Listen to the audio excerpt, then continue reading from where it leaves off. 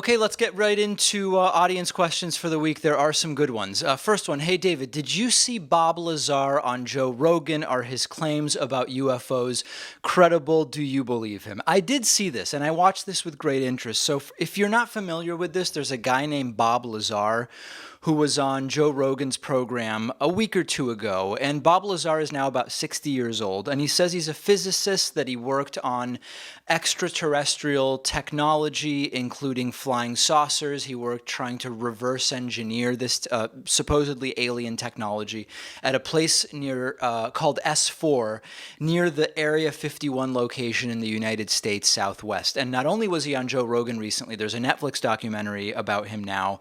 And I watched the documentary and I watched the interview on Joe Rogan. And what's stunning and interesting about this particular guy compared to some other UFO people making claims about UFOs and extraterrestrial technology is that he is so easily able to talk about what seem like such specific details that would be really difficult to make up. Like if he didn't really do this stuff, if he didn't really see this stuff, it would be hard for him to so articulately and specifically and consistently talk about this material. He says very clearly what he does remember and things that he doesn't remember. And sometimes people say, if he was just making it up, he would always have answers, or it would seem more difficult for him to recall supposed details. He was really specific about where was he and wasn't he allowed into when he was working at this location.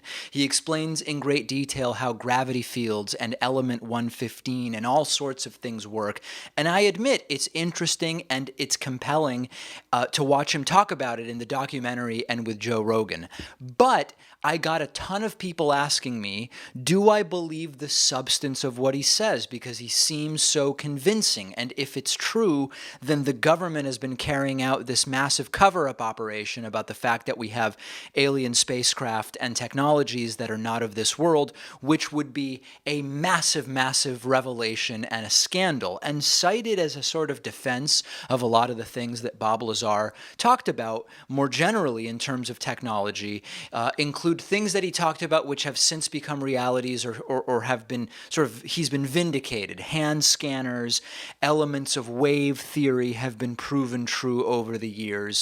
And in the documentary, he also says that he was raided by the FBI while the documentary itself was in production, which would again suggest that there is a government effort to cover up his ability to tell the story, the truth about what he's been involved in. Now, it's important to recognize that there's no actual evidence or paperwork or video or anything that confirms law enforcement was at his place or raided him. I mean, nothing is presented, and I think that's an important starting point for our conversation. So in the end, I don't believe the specifics of what Bob Lazar is saying. And I want to be clear, I'm not saying that we are alone in the universe. I don't know that to be true.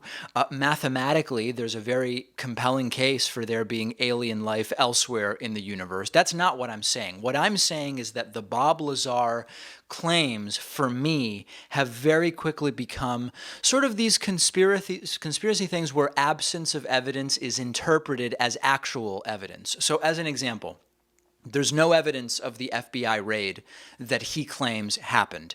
This is seen by those who believe Bob Lazar that clearly the raid happened and was covered up and all evidence of it was removed.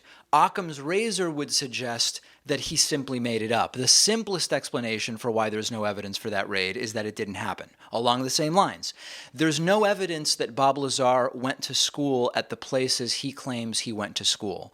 The documentary and the Rogan interview suggest that he did get these degrees from the places he claims, but in order to discredit him, there's been a campaign to erase all evidence of him having attended those schools. Transcripts and admissions records were deleted. People who attended the schools at the time he claims to be there have been gotten to, and that's why they're saying they have no recollection of Bob Lazar going there. It's a cover-up to hide the fact that he's really educated in physics. Again, Occam's razor suggests that The simplest explanation is the best one, which is he simply made it up. There's no record of him having attended those schools because he didn't.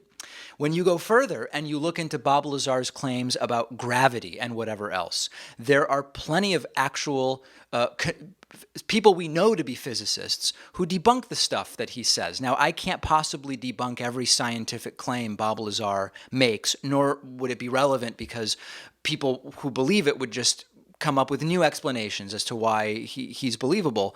But as an example, Lazar claims that one of his vindications is that science has now determined gravity to be a wave, which he's been saying for a long time, and a lot of the stuff he says about the alien propulsion systems depend on that.